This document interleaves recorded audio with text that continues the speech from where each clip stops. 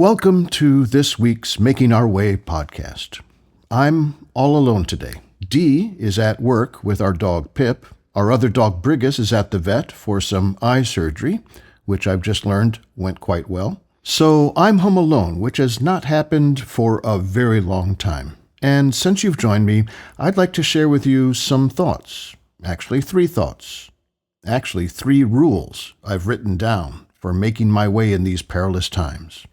These rules come from 3 cases of recent real-life situations. So let's begin.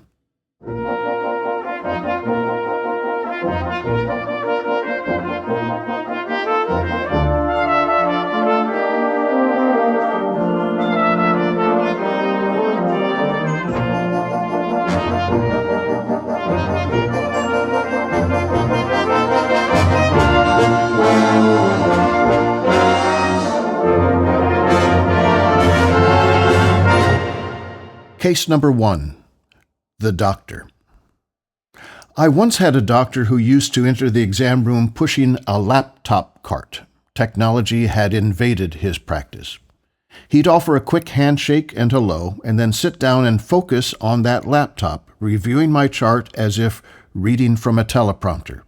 Tests all normal, vitals good, no major issues, how are you feeling? And then he would add notes as required by my answers. That doctor retired, so now my current doctor enters the room with a folder and pen in hand. The folder holds my chart, which he has already reviewed before coming in, so as we talk, he can look me straight in the eye with full attention. My doctor's from Vietnam, which matters only for this lesson he taught me.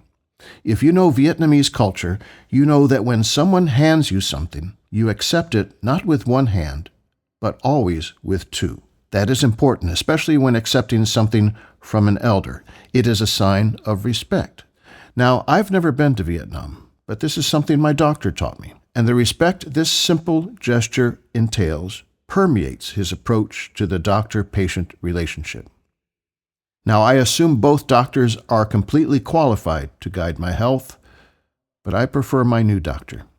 He shows that he is paying attention. So, rule number 1, accept what is offered you with 2 hands, not just one, which is to say, give one another full respect. Case number 2, the dinner. I have a theory about restaurants that has absolutely no scientific research to back it up, but it works. When Dee and I are checking out a restaurant for the first time, what do we look for? The reviews, the cuisine, the location, maybe whether or not they require reservations, and of course the prices. But whatever the research we've done, we know we've made the right choice only when we walk in and see the people dining there. They are the giveaway. It's not how they're dressed, it's not if there are kids there or not. No, it's all about how people are engaged with each other. Listen for the laughter, listen for the conversation. If their faces are lit up with paying attention to each other, I know we've found a good spot. If, on the other hand, we see a bunch of faces lit only by the screens on their smartphones, I feel like walking out right there and then. I don't care how good the restaurant's salmon might be. These people don't have a clue what a good meal is all about. And this is the place they chose? No, thank you. It's the people who know how to enjoy each other's company that will find their way to the best restaurants for doing so.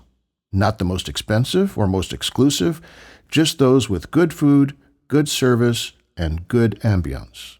Now, let's be clear. Smartphones are amazing devices, amazing tools for information, for entertainment, for staying in touch with people. I agree.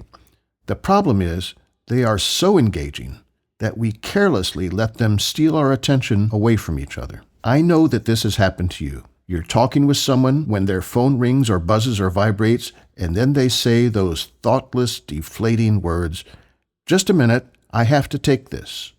Do they? It's like a magic act in reverse. 8 words that make you disappear right before their eyes. Just a minute, I have to take this. It happens so often, I can't even remember how we used to ignore each other before smartphones gave us a reason to do so.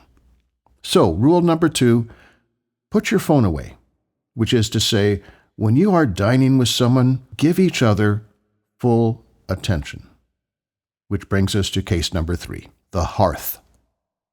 Dad could start a fire with just one match. A campfire on vacation, a council ring fire out at camp, or just a fire in our fireplace. After he had arranged the wood just so, he would strike a single match, set it to the crumpled newspaper and kindling, then stand back to watch it grow and glow. Just one match, he'd say, and for Dad, that was the mark of a true wilderness survivalist. Just one match. Who knows when humans first domesticated fire and built the first hearth? Archaeologists have evidence that the hearth has been for over 300,000 years the gathering point for cooking, for warmth, for light. We come to the hearth for conversation, for community, for safety, for storytelling, for recounting the past, for planning the future. The hearth is a place not of physical nourishment only, but also of social and spiritual healing. When Dee and I had our house built, we insisted the builders include a fireplace, even in this humid, subtropical Florida climate. We're the only house on our block with a legitimate wood-burning fireplace and chimney. But there's something about the hearth that has lured neighbors to install maybe a natural gas fireplace, or even an electric one with orange flickering lights to simulate a fire's glow. Dee installed one of those next to her bath.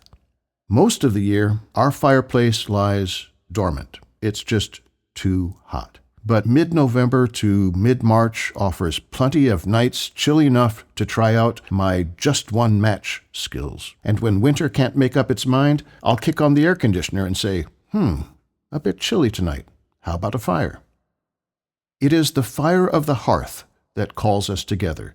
It is a place of gathering. This cultural idea of the hearth as the focus of family life is evident in many ancient languages. In Celtic, for example, the words for hearth and family are nearly identical.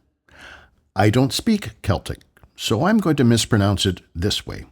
The word for hearth is Teallach, and it is spelled just as it sounds, Teallach, Teallach. The word for family is Teallach, obviously spelled Teaghlach, Teallach. In Latin, the word for hearth is focus, showing that the hearth is the focal point of domestic life.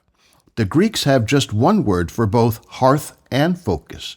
It's Estia. Estia gives us the Olympian goddess Hestia, who ruled over the hearth and all things domestic, who protected the home and family, and who maintained the sacrificial fire. And at this point, I would love to point out how our words heart and hearth are connected. Etymologically, they are not. But home is where the heart is, and home is where the hearth is. Those both work. When we were young, certain families of our church would go camping together near Jackson, Michigan, every Memorial Day and every Labor Day. And two things were certain. Sooner or later, we'd head into Jackson to go to the Jackson Dairy for ice cream. And every night, we would have a campfire. Whatever else the rest of the days had offered, the best times were around that campfire. It was almost a sacrament. There's magic in fire.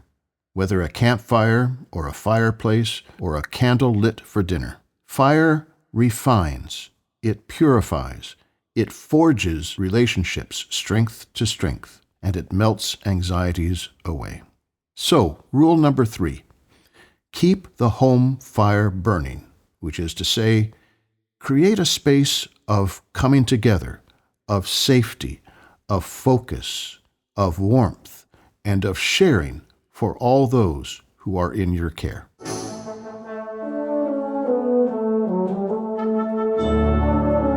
Here then are my 3 rules for making my way.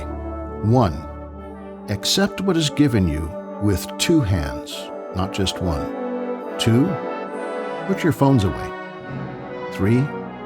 Keep the home fire burning and celebrate that which brings us together.